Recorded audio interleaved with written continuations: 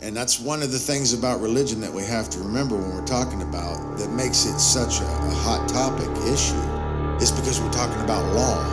Who gets to be God? Who gets to be God's deputies? Who is the Most High? Who is the divine authority?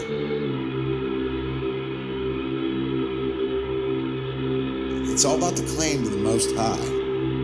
The only way that somebody can be higher than us is if we give away our power. Because there's nobody, we're all equal. But we're not equal in our knowledge, so ultimately I think it does have to be a hierarchy, but it has to be a cooperative hierarchy like a bee colony. It's about what our value system is, what we care about.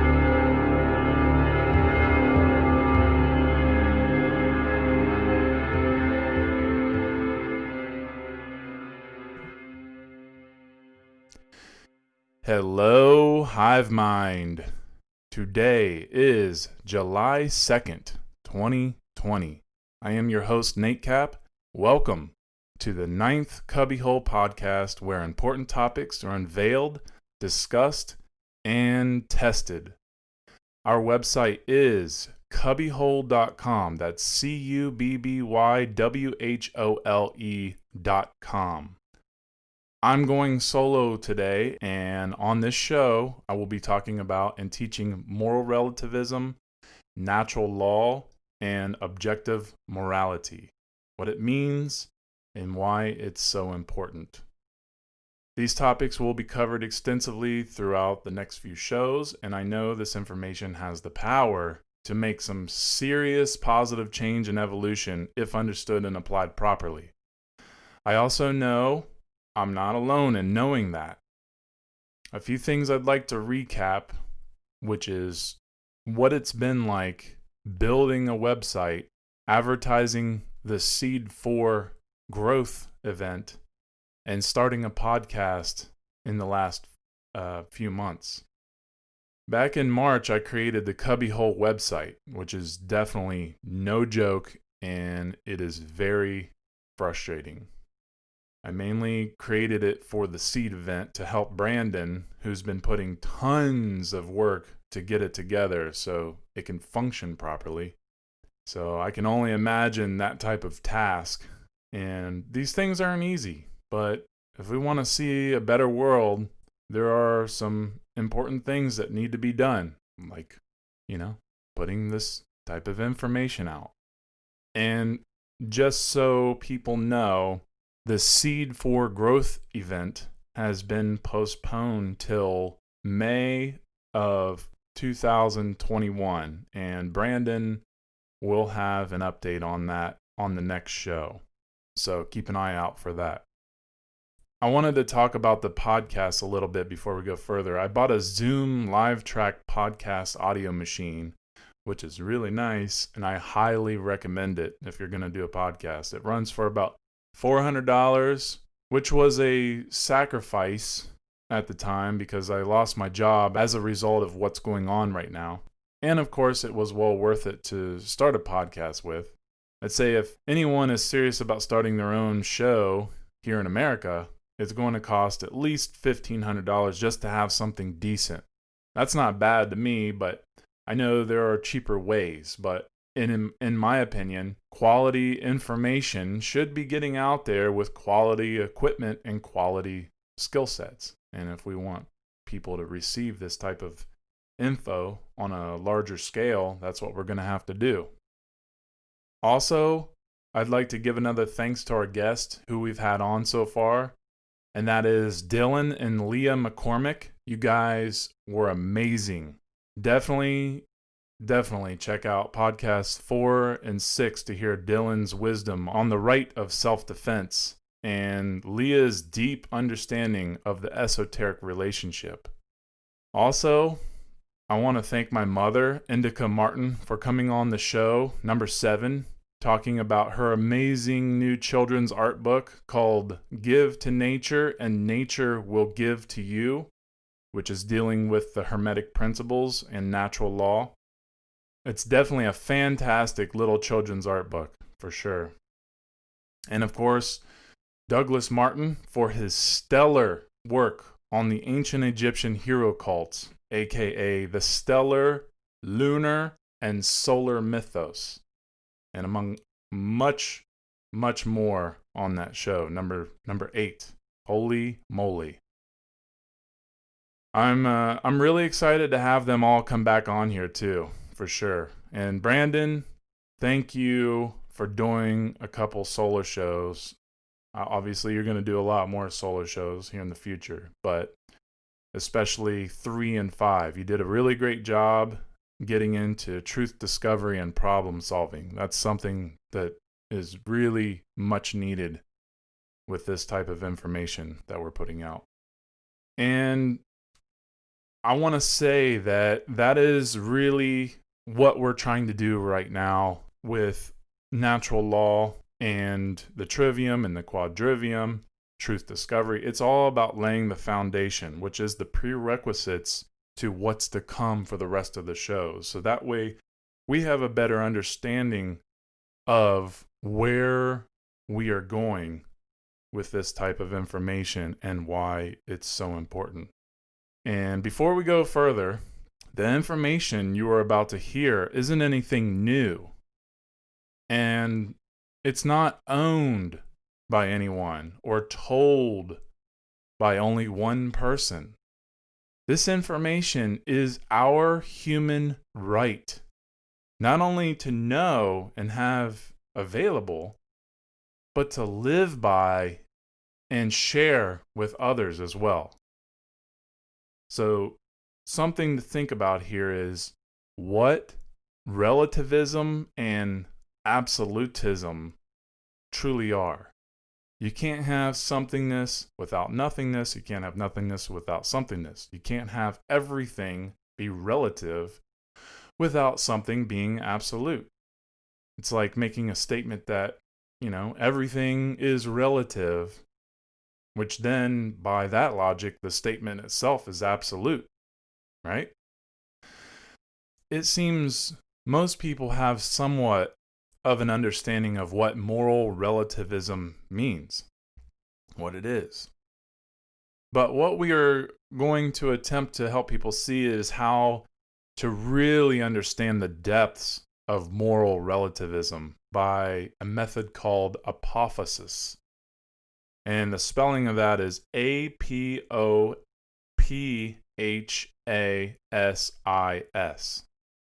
And this means the practice of describing something by stating which characteristics it does not have, especially because human thought or language is believed to be insufficient to describe it fully or accurately.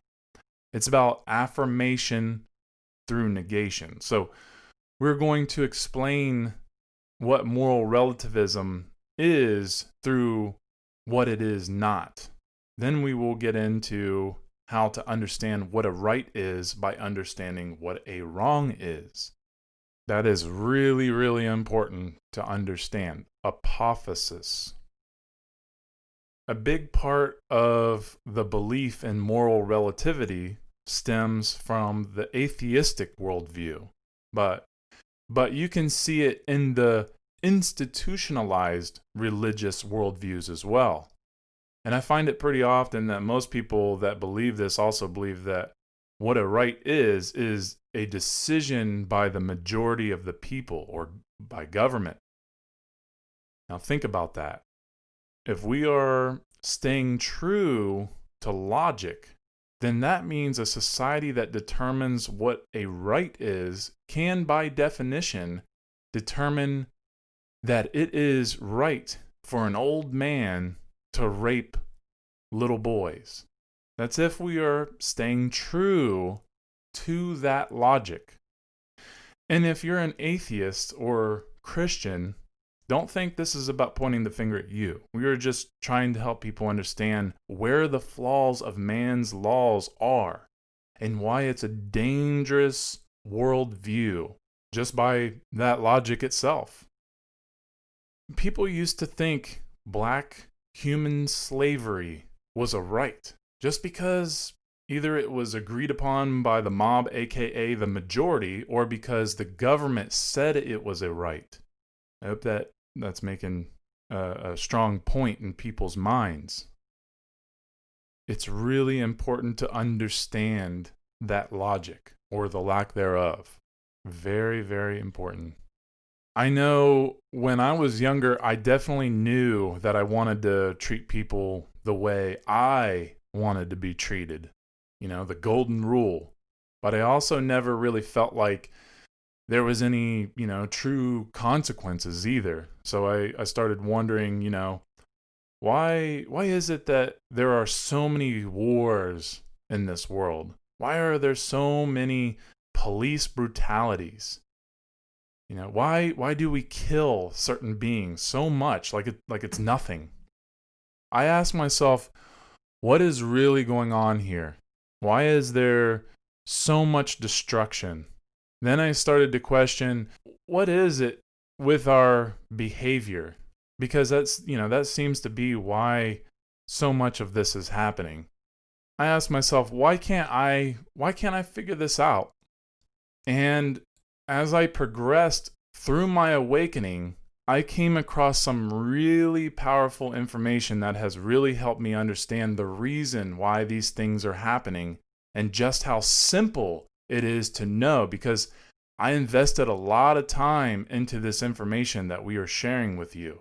And I know now that the behavior that we are putting into the universe at all times is being intelligently and naturally measured with consequence.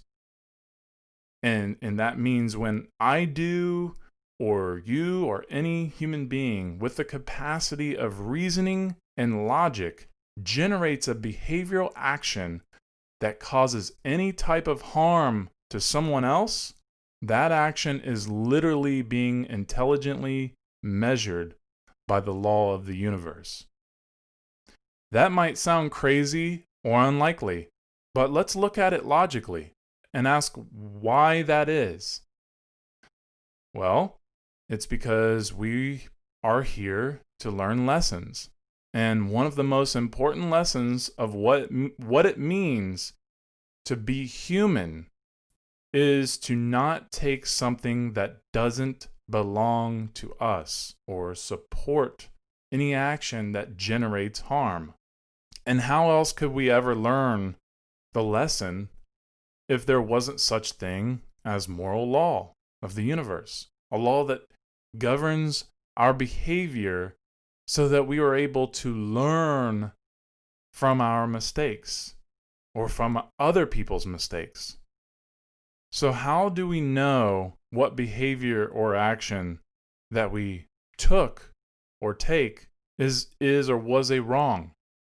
Well, we know that a behavior is a wrong because there's an intelligent consequence that comes with it, whether it be over time or simultaneous, whether it be happening to us when we are aware or not. So that being said, we have the potential to learn our lesson from what we do when it is wrong. And it's the same with, if you get the wrong answer on a math test, there's a reason that it's a wrong answer. And that's because it's a lesson. 3 + 2 can never equal 6. And that's pretty self-evident. The number will always be wrong in that equation. These lessons are here to help us understand that there is a right answer and there is a wrong answer. And when it comes to moral law, aka natural law, there is an objective difference between right and wrong. Many people think of the law of the jungle, or they hear the word law and think it means, only laws of man. And under man's law in the judicial system, how can you have something be illegal in one country or state and legal in the others? How can something be legal today and illegal tomorrow, especially if man's law is supposedly based in what's right and what's wrong?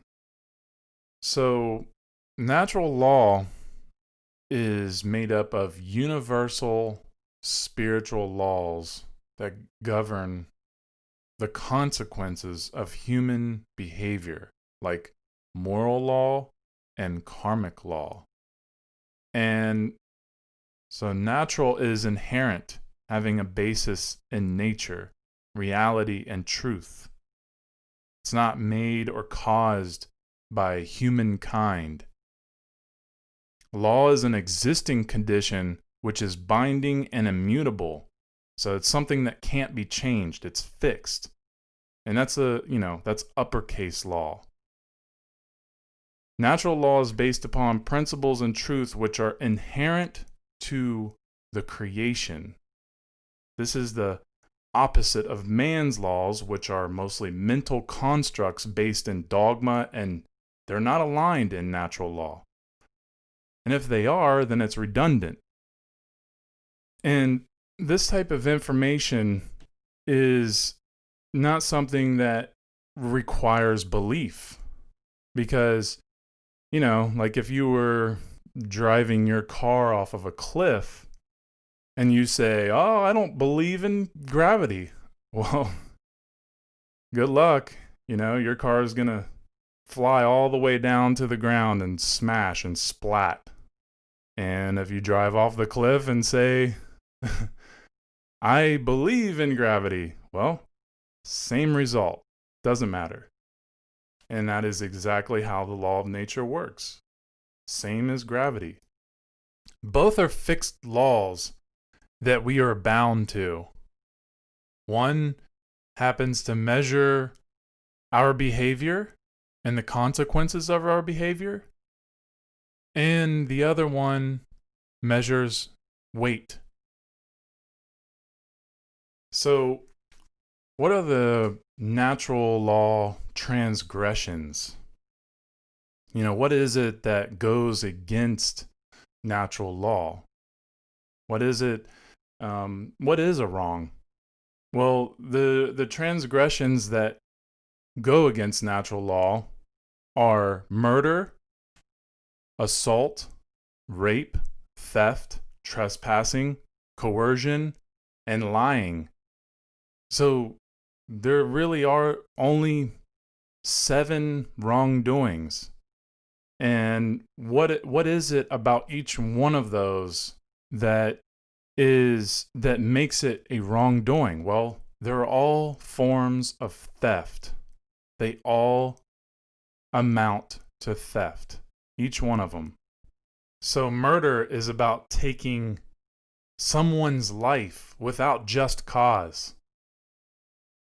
And that life does not belong to you. And then you have assault, which is taking another person's physical well-being without just cause. And that well-being does not belong to you. That physical well-being does not belong to you. And rape is about taking someone else's free will sexual consent that does not belong to you. Theft is about taking property which does not belong to you. Trespassing is about taking a person's personal space, or their place of dwelling, taking their security, and that is something that does not belong to you. And then we have coercion, which is taking another person's free will, which does not belong to you. And then we have lying, which is about taking another person's ability to engage in informed decision making. And again, it does not belong to you. These transgressions are violations against natural rights. and do not harmonize with natural law. Thus, they are based in wrong action and constitute violence, a degree of violence. Some way worse than others, but either way, they go against natural law. And here is what I believe to be the most important knowledge there is. The difference, or the objective difference, between right and wrong. Right is correct and based in truth, like what I was talking about with the math test.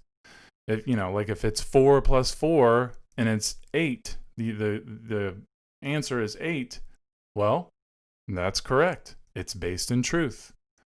A right is moral and it's based in natural law. And I think what really needs to be understood is this next thing that I'm going to say, because I think, as long as people have this understanding, it's really what's going to help them immensely. And that is, a right is an action. A right is an action that does not cause harm to other sentient beings. Okay, so let's look at what an objective wrong is. A wrong is incorrect and not based in truth. So, like I said, on the math equation, 2 plus 3 does not equal 6.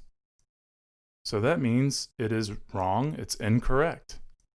A wrong is immoral and not based in natural law when it comes to behavior. And an action based in a wrongdoing results in harm to other sentient beings. So, wrong, when you're talking about the moral, objective wrong, you're talking about human behavior. So, a human behavior that causes harm is a wrong, and especially if it's an intentional cause. Okay, that's a wrongdoing. So this goes back to the apophatic method, which is understanding a wrong will help us understand what a right is. And obviously, if there's only 7 wrongs that we know of, well, that means that everything else, every action in the universe other than those 7 transgressions is a right. Because why? Well, because it doesn't cause harm to other sentient beings. And this information can't be stressed enough and definitely needs to be taught more, especially by those who know this information and want to see less harm and more freedom in this world. And thanks to those who are putting the extra efforts to do that extreme task. You're greatly appreciated. This work is definitely not easy. So, that is all the time we have today, guys. Thanks for tuning in and giving this information your attention. You can find more of our work here at Cubbywhole.com. You'll find news, updates, videos, and more. So we hope you have found value here today, and please tune in to the next show where we go deeper into natural law, and you definitely will not want to miss that. Thank you, and have a great day.